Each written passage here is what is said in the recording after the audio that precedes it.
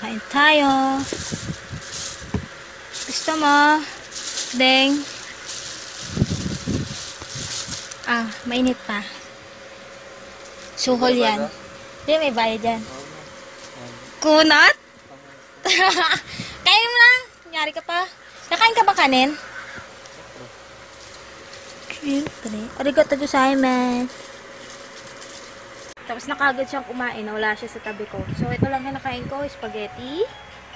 And soft drinks. Takaw sa matamis. Bangko? Sama ako, Deng. Saan pupunta? Tara ako sa kanila, sama ko. Akala ko nasa Boracay pa siya. Ngayon. Lagi napiplit tap yung baboy dyan eh. Okay na. Ha? Oo, tapos magkakalabog. Maghuhulog dyan sa bubong. Di butas yung bubong natin. Tao na nga tumatawid dyan eh. Hindi na nga pusa eh. Kita mo daming butas. Lahat ng tama puro dito sa kanila. Pero sa side mo, wala. Kala punta kayo Robinson? Pupunta kayo Robinson, sama ko ha. Brown out. Nakakaloka.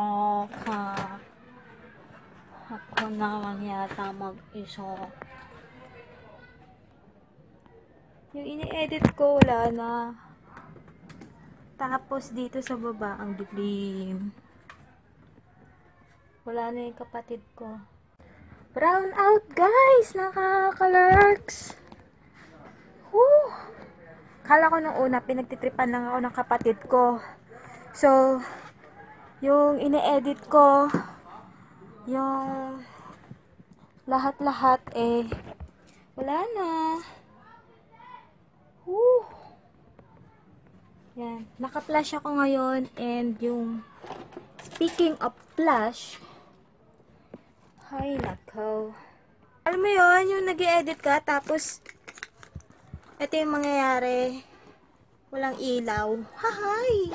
At ito, konting ano lang, konting galaw lang, pawis kagad ako. No? Tapos, yan, combination dito ko. Pero yun, meron pa akong tigyawat. So, ang ginagamit ko guys na facial wash yun sa yung eye white, yeah. Tapos, itong cellphone ko, sana full charge, kaso hindi. So, yun guys, lalabas muna ako. Ayoko dito. Takot ako. Tapos, ito. Wala pala akong tsinelas. Yun nga, nanakaw. Kasi kung hindi naman siya nanakaw, di dapat nandito lang siya sa bahay. So, yan. Sandals ako ngayon. Then, puntahan ko si mama. Doon ako sa labas. Paulit-ulit na lang ako. Mamaya na lang guys. So, di ko alam kung ano oras matatapos yung ini-edit ko. Sana magkailaw na. At babalik na ako dito sa ini-edit ko. May gulay.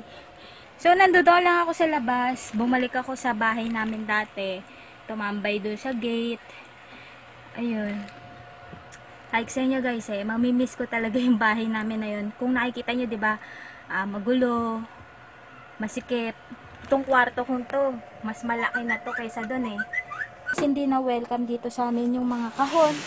Kasi, dahil kahoy ang aming sahig, obviously, na kapag nagtagal ka na dito, or ano man, ay madali nang aanayin ang inyong sahig. Kahit araw-araw ka pang maglinis, basta may kahon, may anay. Tapos ito guys, pakita ko sa inyo. Ako nakalagay lahat yung remembrance sa akin nung nagtatrabaho pa ako sa government.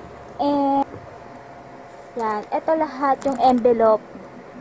Yan. Ito yung mga na-receive ko sa paymaster ko. Yung salary ko. Tapos ito, binigay ito sa akin ng OIC ko. Ito yung pang lettering. Ginawa to ni Kuya Russell. Tapos meron pang isa. Ito naman si Boogie. Nagpa-lettering siya. Kasi may hilig din siya dun sa mga, yung ganito na lettering. Ito. Magaling mag-lettering si Kuya Russell. Sobrang galing. Oh. Mahilig siya, si Boogie, dun sa mga tao na maganda yung handwritten. So, mahilig siya magpagawa ng pangalan niya. Tapos, i-display niya dun sa computer niya. Dahil nga, diba, ano ako guys, encoder ako noon. Tapos, itong yan ang aking real name. Lahat ng gamit ko, merong na customize na ganito. Minsan, gumagawa ako ng sarili ko using recycle. Yeah, recycle. Pero alam niyo na yan guys, yung mga matagal na nanonood sa akin, mahilig ako sa recycle. So, yan. Ay, nako. Wala na akong internet, ayaw na bumalik. Kaya rin ako palingon-lingon dito kasi si mama umaakyat. Tapos ang sabi niya, sino ang kausap ko? So, yun. At bukas yata, Webes. Yeah. Webes. If ever happen na ako makapag-start mag-vlog at or gabi, ibig sabihin nun, inayos ko na tong bahay. Yan. Kailangan mong organize ko siya bago umakyat si daddy kasi ayaw ni daddy rin ng makalat.